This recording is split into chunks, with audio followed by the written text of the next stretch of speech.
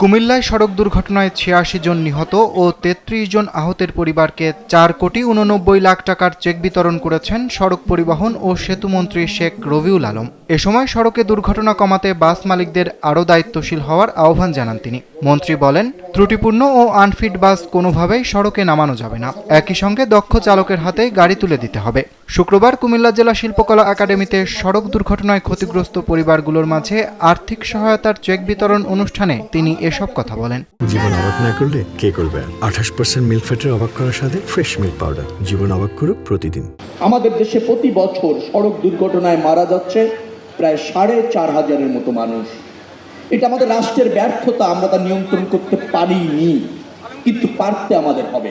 সেই জন্যই সরকার, সেই জন্যই আমাদের দায়িত্ব পালন এবং চেষ্টা।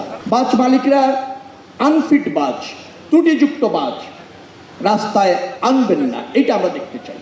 আমরা দেখতে চাই দক্ষ যোগ্য ড্রাইভারের হাতে আপনারা বাসটা তুলে দিয়েছেন, যেটা এখানে বলেছেন সেটা আমরা কার্যকরভাবে দেখতে চাই, আপনাদের সেক্টরে দেখতে চাই, জনগণের সামনে না। ব্যাপক ত্রুটির কারণে সড়ক দুর্ঘটনা নিয়ন্ত্রণ করা যাচ্ছে না।